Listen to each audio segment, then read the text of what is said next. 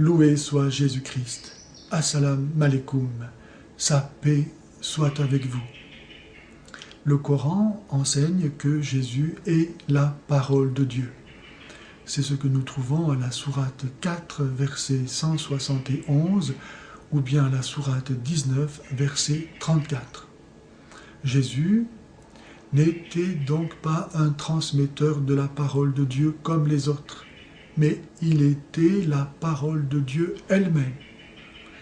Il n'a pas seulement enseigné, mais il l'a vécu, il l'a exprimé par tout son être.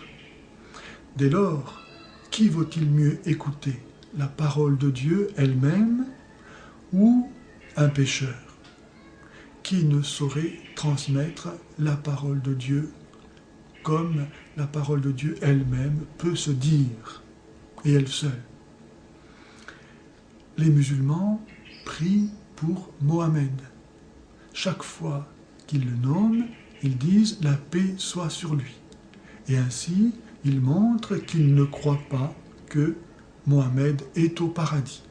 S'il était au paradis, ce ne serait pas nécessaire de prier pour lui. Dès lors, si le fondateur de l'islam n'est pas sauvé, s'il est soumis au jugement, s'il était un pécheur, comment les musulmans peuvent-ils espérer être sauvés en se mettant à l'école de Mohammed plutôt qu'à l'école de Jésus-Christ, qui est la parole de Dieu en personne, qui était sans péché.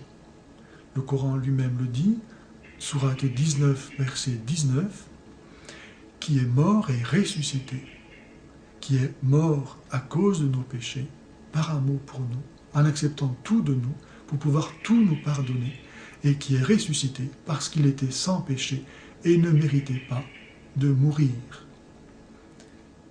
Que le Seigneur donne à chacun la claire vision, dans la droite raison, de ce qui est le mieux pour lui, à la lumière de la vérité.